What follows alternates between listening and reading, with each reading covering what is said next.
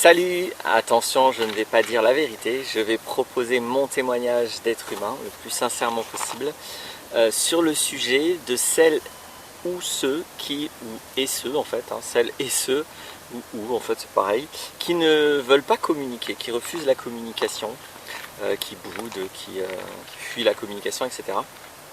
C'est un sujet qui revient assez souvent depuis 15 ans que j'aide les personnes et je vais apporter mon éclairage, qui vaudra ce qu'il voudra. Mon intention c'est d'aider avec ça, c'est-à-dire d'être conscient de ce qui se passe. C'est-à-dire que j'observe que c'est toujours déroutant et même bien plus que déroutant. C'est piégeant ce genre de situation. Et donc si j'y vois un peu plus clair sur ce qui se passe quand l'autre ne veut pas communiquer, c'est ça l'idée, je vais plutôt m'adresser, non en fait, si je vais plutôt, mon intention, si elle est honnêtement, c'est plutôt de m'adresser à ceux qui se retrouvent devant ces comportements de quelqu'un qui d'un coup ne veut pas parler, ne veut pas communiquer, évidemment alors qu'il y a besoin de le faire.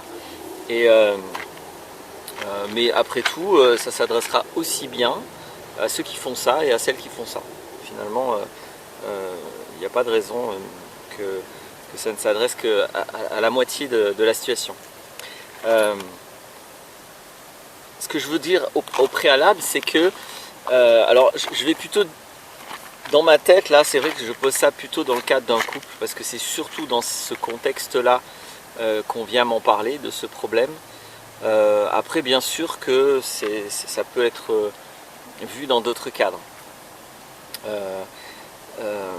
Donc dans le cadre du couple en tout cas, c'est particulièrement, à mon humble avis, après vous prendrez vos décisions, vous verrez comment vous voudrez vivre votre vie, mais je pense que c'est particulièrement indispensable dans un couple de communiquer.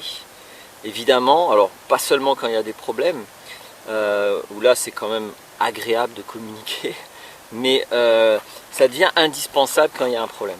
Quand il y a quelque chose qui est à résoudre, quoi que ce soit, sans communication, je pense que c'est pas possible. Donc soit on communique efficacement en adulte et on parvient à au moins poser le problème et on peut espérer à le résoudre, soit les autres alternatives sont assez infernales parce que ça peut consister qu'à enterrer les problèmes, à laisser grossir, à se résigner, à mettre de côté et à cumuler le problème, etc. Donc il n'y a rien de constructif et il n'y a rien qui, à mon avis, puisse amener à quelque chose de sympa dans le deuxième cas. Donc il vaut mieux s'en tenir au premier cas qui est de communiquer. Alors après, je ne vais pas faire une vidéo sur la communication, j'en ai déjà fait une sur la communication. Là je vais préciser cette posture de ne pas communiquer. Donc du coup c'est aussi pour ça que je fais cette vidéo, parce que c'est particulièrement important.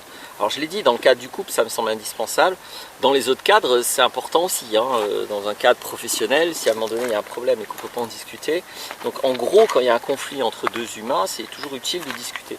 C'est juste que ça casse des relations quand c'est pas dans le cadre du couple, et que quand c'est dans le cadre du couple, soit ça casse la relation, ce qui est éventuellement dommage, soit ça crée une relation toxique. Alors, ça c'était ce que je voulais poser au départ, le côté indispensable de ça, dans certains cas, et c'est toujours nécessaire pour résoudre des conflits, des problèmes, des enjeux, des désaccords, des décisions, pour prendre des décisions, etc. Maintenant, ce qui me semble important, c'est de poser la motivation de ne pas communiquer. Parce que justement, elle n'est pas souvent vue clairement. La personne qui ne veut pas communiquer, c'est très rare qu'elle va être intègre. Je dis bien intègre. Après, je vais préciser pourquoi je parle d'intègre. C'est très rare qu'elle va être intègre sur sa motivation. Intègre pour moi ça veut dire qu'on est entier, qu'on fait un, c'est-à-dire qu'on est aligné, c'est-à-dire qu'entre ce qu'on pense, ce qu'on vit, ce qu'on dit, tout ça c'est cohérent. Il n'y a pas quelque chose que je pense et je dis le contraire, ça c'est pas intègre. Ou quelque chose que je ressens, mais je pense une rationalisation au lieu d'être clair avec ce que je ressens. Là encore c'est pas intègre. Donc le manque d'intégrité c'est pas forcément quelque chose de conscient et de volontaire. C'est pour ça que je parle d'intégrité. Alors bien sûr, dans les intentions qu'on va donner ou ne pas donner à ne pas communiquer, il peut carrément aussi y avoir des mensonges, des manipulations volontaires, des intentions cachées, des personnes qui savent très bien pourquoi elles ne communiquent pas, mais qui ne veulent pas le dire. Ça peut arriver. Mais simplement, il peut aussi y avoir des personnes qui ne sont pas claires eux-mêmes avec pourquoi ils ne communiquent pas. Donc c'est pour ça que je parle plutôt d'intégrité, parce que ça englobe les deux situations. On n'est pas aligné entre ce qu'on vit, ce qu'on pense et ce qu'on dit, et ce qu'on fait. Donc, en général, il y a un manque d'intégrité quand la personne ne communique pas, parce qu'elle ne va pas non plus communiquer sur pourquoi elle ne communique pas. Or, je trouve que c'est important d'être clair avec ça, parce que, a priori, je ne vois personnellement, donc c'est là où c'est pas la vérité, hein, peut-être je me trompe, mais personnellement, je ne vois que deux intentions, qui se regroupent d'ailleurs, mais pour autant, je vais en poser deux. Je ne vois que deux intentions à ne pas communiquer. La première, c'est la manipulation. C'est-à-dire, je ne communique pas parce que de toute façon, je suis en train de me faire révéler dans mon mensonge, dans mon erreur, dans ma tricherie, dans ma faute, dans mon incohérence. Bref, je suis en train il y a une communication qui va révéler que je ne suis pas fier de quelque chose ou que je fais quelque chose que je veux cacher. Et donc, je ne communique pas pour manipuler. Là, j'ai en tête des tas de situations avec des journalistes indépendants qui vont poser des questions qui fâchent à des politiciens ou même une question qui avait été posée au pape sur sa protection d'un pédophile. Il n'y a pas communication, les gens se barrent, mais physiquement, en général, physiquement, ils s'enfuient. Donc ça, c'est exactement le premier cas. C'est-à-dire, je ne communique pas par manipulation. Parce que là, je sais que je ne vais pas arriver à manipuler. Je sais que l'autre, il a mis le doigt sur le truc que je ne veux pas qu'il voit. Donc je me barre. Je fuis, j'en parle pas, je fais comme si de rien. J'essaie de noyer le poisson, comme on dit. Donc ça, c'est la première intention claire à ne pas communiquer. Et donc ça peut être carrément le gros escroc qui peut publiquement se faire révéler, ou ça peut être l'erreur qu'on a faite et qu'on n'a pas envie d'assumer, on n'a pas envie de le reconnaître. Dans tous les cas, là, il y a manipulation. C'est-à-dire que la personne, elle sait très bien pourquoi elle ne veut pas communiquer, elle sait très bien que si elle communique, elle va aller quelque part où elle n'a pas envie d'y aller, donc elle ne communique pas pour cette raison. Voilà. Le deuxième cas, c'est la fuite. Alors bien sûr que ce que je viens de décrire, c'est une fuite.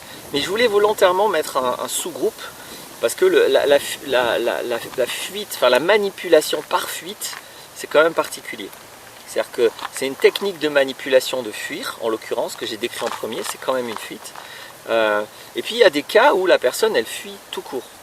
C'est pas qu'elle manipule, c'est que ça va souvent être dans des cas émotionnels où la personne, elle est en émotion, elle est perturbée, elle n'est pas très bien, et elle se sent pas de communiquer, elle fuit parce que, alors il peut y avoir beaucoup de raisons différentes. Mais ce que j'arrive à rassembler, c'est cette notion de fuite.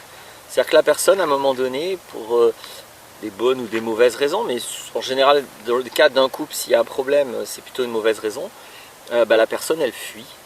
Je vais peut-être donner quelques exemples, mais elle peut fuir le fait qu'elle pense, à tort ou à raison, qu'elle a du mal à communiquer et qu'elle ne va pas arriver à exprimer ce qu'elle ressent. Elle peut ne pas vraiment comprendre ce qu'elle ressent. Elle est perdue ou mal, et elle ne comprend pas ce qu'elle ressent, donc elle ne peut pas en parler, ou plus exactement, en tout cas, elle ne veut pas en parler. Parce que c'est pas parce qu'on ne comprend pas qu'on ne peut pas communiquer. Au contraire, l'autre, s'il est bienveillant, il va pouvoir nous aider. S'il y a quelque chose qui nous arrive qu'on ne comprend pas, si on accepte la communication, ce sera un éclairage. La communication, c'est toujours un éclairage, c'est toujours une lumière mise sur le sujet de conversation. Et donc, quand on ne veut pas cet éclairage, quand on refuse cet éclairage, on ne va pas communiquer. Donc soit on va refuser cet éclairage, j'insiste, par manipulation, soit simplement par fuite, parce qu'on n'y est pas à l'aise, parce qu'on ne comprend pas, parce que des fois, des fois c'est des fuites réflexes qu'on a appris très jeune dans l'enfance.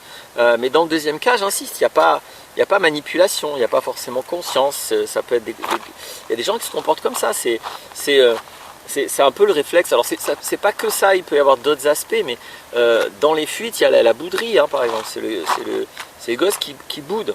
Il est trop en colère, il boude. Il voulait un truc, il veut pas discuter parce que de toute façon il fuit la discussion où on va peut-être lui expliquer que ce qu'il veut c'est pas possible. Non, il boude. Il veut son truc et il boude. Ça peut être juste ce réflexe de bouder parce que on n'est juste pas content et qu'on n'a pas envie de discuter, on a envie de fuir la conversation. C'est simplement ça. Ou encore une fois, hein, souvent c'est vécu comme je vais perdre la conversation. C'est-à-dire je ne vais pas arriver à m'exprimer, je vais me faire avoir, j'ai pas les arguments, etc. etc. Donc c'est important, hein, ça peut aller jusque-là. Et même, donc je vais donner un troisième cas, mais c'est hors de ça. Mais je vais quand même en parler parce que ça pourrait être mis là-dedans. Il y a un seul cas global, hein, qui va contenir des sous-cas, mais il y a un seul cas global où c'est intelligent et adapté de refuser la communication. C'est devant des manipulations. C'est-à-dire qu'une fois qu'il est établi que quelqu'un peut communiquer avec vous pour vous manipuler, et que vous avez pointé ça une fois, deux fois, et que la démarche de manipulation, d'intrusion ne change pas, ça peut être manipulation, c'est-à-dire vous distordre des choses. Ça peut être aussi une curiosité malsaine, c'est-à-dire ça peut être intrusif, quelqu'un qui veut vous parler avec vous sur un sujet que vous n'avez pas envie de partager avec lui. Et ça, vous avez le droit, évidemment. Alors dans le cadre d'un couple, c'est tangent, ça dépend à quel point dans le couple on instaure ou pas des notions de jardin secret, comme on dit. Mais là, c'est les cas légitimes où il y a manipulation en face. Et donc, on ne va pas parler qu'un manipulateur, on ne joue pas avec un tricheur ou avec une manipulatrice, on ne joue pas avec un tricheur, avec une tricheuse. Donc c'est le seul cas. Mais du coup, volontairement, bon, j'en parle quand même, mais pour moi ça ne fait pas partie, puisque là c'est pas de la communication, c'est de la manipulation. La manipulation n'est pas de la communication. La manipulation, c'est le contraire de la communication. Je redis ce que c'est la communication. La communication, c'est quand, à deux, on essaye d'avoir une meilleure vision du réel. Et comme on a deux points de vue différents, à deux, normalement, on va pouvoir avoir une meilleure vision que tout seul. Donc la communication, c'est la recherche de cette meilleure vision. Je pourrais séparer les choses autrement que parler de manipulation. La communication, c'est de la dialectique. C'est pas de la rhétorique. La dialectique, c'est quand on cherche ensemble à aller vers plus de compréhension du réel. La rhétorique, c'est quand on veut avoir raison, ce qui n'a rien à voir. Donc à vouloir avoir raison, c'est un combat, c'est une lutte, c'est de la rhétorique, parce qu'on va chercher les arguments les plus forts, les plus puissants, mais on ne va pas chercher le réel, on ne va pas chercher la fidélité aux faits. Donc voilà, c'est une autre façon de le dire, hein. Plutôt que de parler de manipulation, on peut parler de rhétorique, mais bon, les rhétoriques, c'est des manipulations, c'est des sophismes, donc c'est des fausses logiques. C'est des diaboles, voilà, des tas de mots, hein. Il y a les symboles, il y a les diaboles, il y a la manipulation, il y a la rhétorique. Bon, vous allez prendre la sémantique qui vous intéresse. Et dans ces cas-là, c'est plus de la communication. Donc là, c'est légitime de ne pas se faire manipuler, de ne pas tomber dans les rhétoriques ou dans les jeux de pouvoir.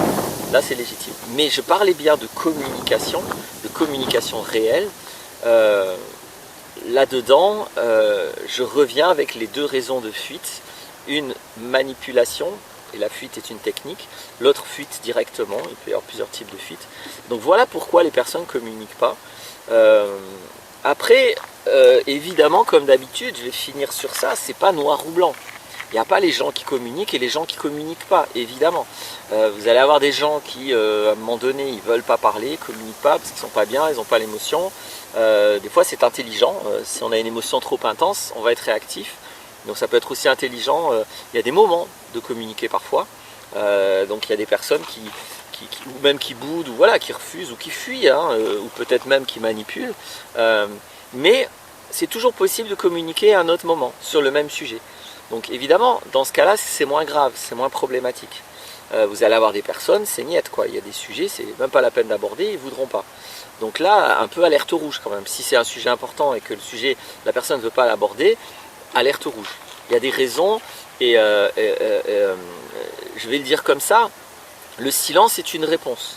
Si vous avez des questions importantes à poser et si vous avez que le mépris comme réponse, bah c'est une réponse.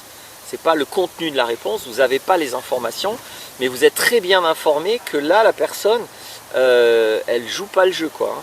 Si vous voulez jouer au tennis avec quelqu'un et que la personne ne renvoie pas la balle, bah, vous ne pouvez pas jouer au tennis. Donc vous ne jouez pas au tennis avec quelqu'un qui ne renvoie pas la balle. Donc il y a une relation avec quelqu'un qui ne joue pas le jeu de la communication. C'est pour ça que j'ai dit dès le départ, c'est quand même un vrai et un énorme problème. Pour moi, une relation mature, de couple ou même amicale ou même autre, c'est une relation où on est capable de communiquer. Alors après, il faut trouver ses modalités. Il peut y avoir des modalités de communication, comme je l'ai dit, c'est pas noir ou blanc, etc. Mais voilà ce que je tenais à dire sur ce sujet. J'espère que ça éclairera certaines personnes, c'est mon but, c'est que ça aidera, parce que le réel est plus fort que toi. Voilà, à bientôt, au revoir.